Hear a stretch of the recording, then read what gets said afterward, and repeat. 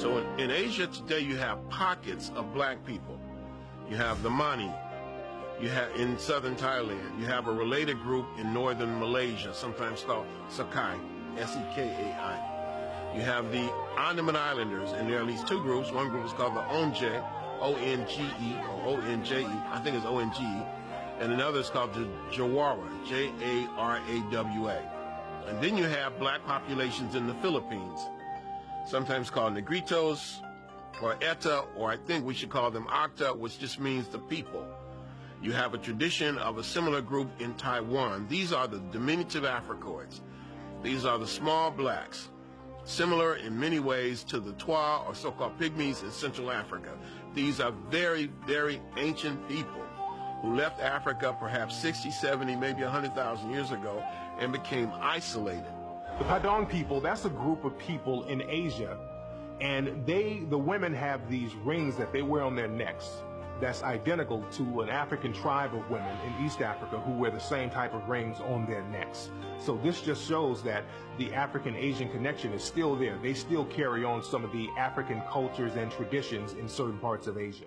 I once had a professor of mine working on my doctorate tell me that she went to Japan and they went into the mountains of Japan. Now, this isn't a conscious woman by most definitions, but she couldn't wait to come back and tell me this. She said, Umar, I was in Japan. We went up into the spiritual temples of Japan, and we sat down in one of the temples waiting for the priest to come out and teach us a little bit about what they believe and what they stand for. She said, Umar, they walked out of the temples, and their skin was just as black as ours. They had gray afros because they were elders. Now, she said the phenotype looked like the modern Asian. But she said the skin was black and they had gray afros, hair standing up on top like Don King. And she said it totally overcame me. They sat down and they began to talk. And she said, I couldn't believe these were black men. They were Japanese, but they were black men. When I went over to Indonesia, I went there at night and I would see billboards of very light-skinned Asian Indonesian people. And then when I went to my hotel, I would go and watch these movies, and I would see these very, again, light-skinned, pale-skinned Indonesian Asian people.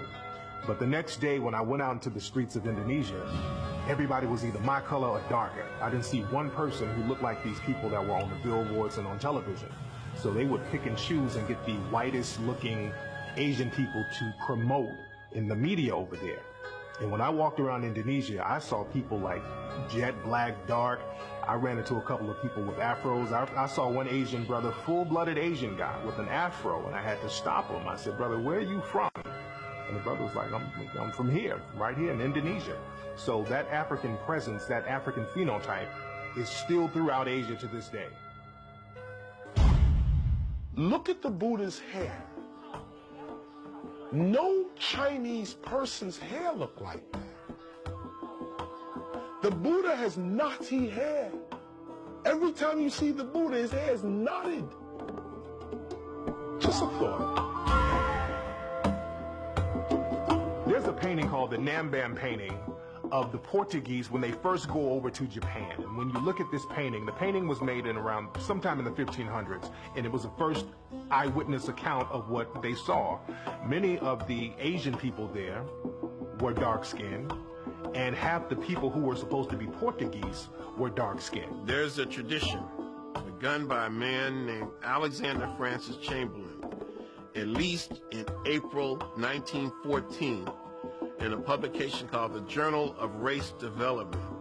And I can quote him almost exactly. And he says, and even in far-off Japan, we can find traces of the ancient Negro. For when the Japanese armies in the 8th century, now here I'm paraphrasing, when the Japanese armies in the 8th century were fighting their traditional enemy, the Ainu, they were led by a famous Negro general named Sakanoye Tamura. And this man became the first shogun in Japanese history.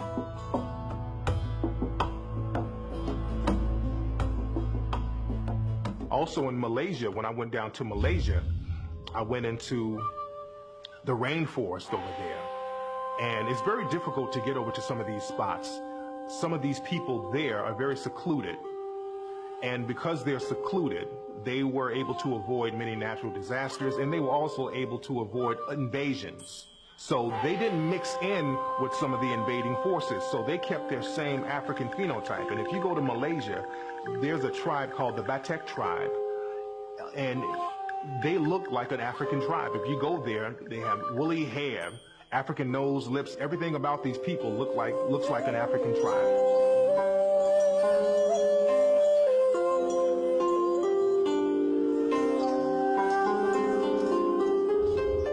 One of the things we know about white supremacy and light-skin supremacy, because even when you look at Asia, even when you go to East India, they practice racism.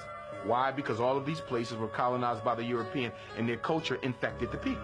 So one of the things that they do is they also have a tendency to do what? Hide the darker brother.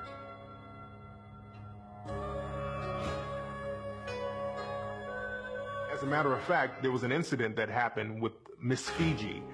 They had the Miss World competition, and they chose this woman to be Miss Fiji. And Miss Fiji has more Europeanized features, and the people of Fiji spoke out against her. They weren't really trying to hate on her, but they said, look, this woman doesn't represent us. She doesn't look like us. She doesn't have our nose. She doesn't have our hair. And we're very proud of what we look like, and we want somebody to represent us. Because, again, they were trying to use that Europeanized Miss Fiji to bring in tourism and not scare away tourists. But the people spoke out against her. And this just shows that many people around the world, they're proud of their Africoid features. First of all, Australia itself is the world's second smallest continent, second only after Antarctica. It's the smallest inhabited continent. The name Australia means Great South Lands. And the first people of Australia were the people we call Aboriginal Australians, commonly called blackfellas. And of course, you have different names, the Koori, the Guri, the Noongar, and various names. The people of Australia, originally Australia was an African land. In fact, in European documentation, they considered it an African satellite. When the British came into Australia and began the mass extermination of African people, they were crystal clear who they were exterminating because they said it. And also we know that right off the coast of Australia was an island called Tasmania, a little island off the coast of Tasmania. There are no living Tasmanians in existence right now. You can't find a Tasmanian man, woman, or child because the British systematically exterminated the entire population.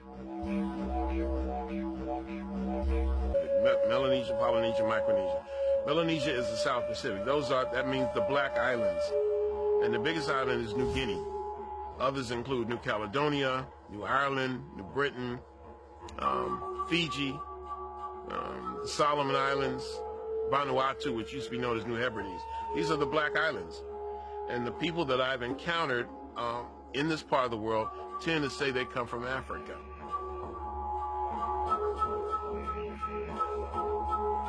People tend to have very, very Africoid features, dark skin, tightly curled hair, large afros we call them today. Many of them say they come from Africa, especially in Fiji. And also in Buka Island. And I ask people, where do you come from? We come from Africa. And they're very matter-of-fact about it. Buka, B-U-K, means black skin. And they have the reputation of being the blackest human beings on earth. So quite naturally, that was where I wanted to lay my head.